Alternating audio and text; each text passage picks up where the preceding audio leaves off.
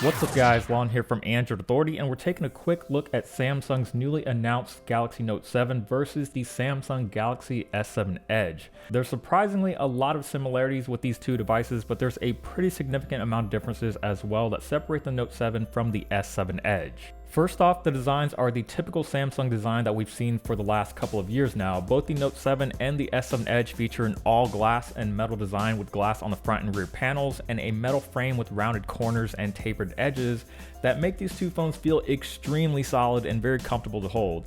They're also both crazy fingerprint magnets, but this isn't really all that surprising anymore, and it's just something you should expect by now when dealing with phones made predominantly of glass. Just like the S7 Edge, the Note 7 has a curved edge front panel. It's not quite as drastic as the S7 Edge's, but you can definitely tell that it's there. The metal side rails are quite a bit thicker on the Note 7, so if you had problems with a lot of accidental presses with your palm or fingers on the S7 Edge's screen, it doesn't look like it'll be that much of an issue on the Note 7. The Note 7 does have a slightly larger screen at 5.7 inches versus the 5.5 of the S7 Edge, but otherwise these two displays are pretty much identical. They're Quad HD and Super AMOLED, so they're extremely sharp, bright, saturated, contrasty, and pretty much what we usually expect from a Samsung screen.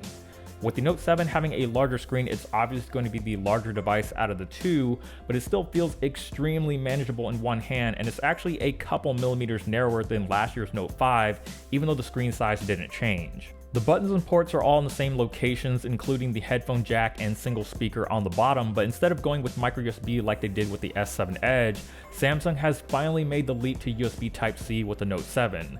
The USB Type-C port does offer fast charging, which is great for charging the 3500 mAh battery, but even though the Note 7 is the bigger phone, the S7 Edge is the one with a slightly larger battery at 3600 mAh, but I personally don't think it's going to make that big of a difference. The rest of the hardware specs are where you're going to find these two phones to be very similar. They're both packing fingerprint sensors, the Snapdragon 820, and same 4GB of RAM, which I suppose could be disappointing if you were hoping for 6 on the Note 7, but either way these are all top-notch specs, and with Vulkan supported games being released with the launch of the Note 7, you'll be able to take advantage of that right out of the box. With the S7 and S7 Edge, Samsung brought back micro SD card expansion and water and dust resistance again, and those features have trickled down to the Note 7.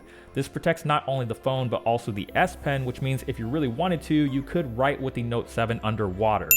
The S Pen has also been improved with a smaller tip that mimics a ballpoint pen and more levels of pressure sensitivity, and all this means is you're going to get a much more accurate and precise writing experience. A few new features and enhancements have been added to take advantage of this new S Pen, including the ability to translate text or images by hovering, magnifying the screen, and creating GIFs. The screen off memo has also been improved, giving you the ability to scroll to write longer memos, and it's also been integrated into the always on display feature, so you can see a note that you wrote without having to unlock the screen. On a hardware level, the cameras are exactly the same. There's a 12 megapixel camera on the rear and a 5 megapixel camera on the front, and considering how good the camera is on the S7, I think it's pretty safe to assume the picture quality is going to be identical on the Note 7. Where things have changed is in the camera software. It still has all the same functions and features that we saw with the S7 Edge, but it's been revamped with a slightly new look, and Samsung made it a lot easier to navigate with one hand using simple swipe gestures. So you can swipe to the left to get to the camera effects, to the right to access all the different camera modes, or swipe down to switch to the front-facing camera. Sitting to the left of that front-facing camera that you won't find on any other Samsung smartphone right now is the iris scanner that uses infrared to scan your eyes, and it seems to work extremely well, especially for a first-generation feature, and will give you an extra layer of security on top of Samsung's already pretty reliable fingerprint sensor. With the software, you've got Android Marshmallow with TouchWiz on both, and for the most part it's a very similar experience, but on the Note 7, Samsung has cleaned things up a bit, which you'll notice in places like the notification shade and the settings menu. It feels much more streamlined, and it's nice to see that Samsung is still continuing to improve their interface.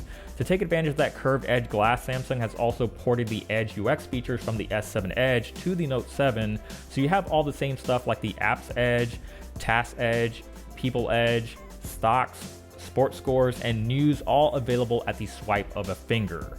But what do you guys think of the new Note 7? Is it just an S7 Edge with an S Pen, or does the Note 7 offer enough to separate itself from Samsung's other flagships? Let us know down in the comments below. And if you enjoyed this video, please give it a thumbs up. There's definitely a lot more coverage to come on the Galaxy Note 7. And keep it tuned here to Android Authority, because we are your source for all things Android.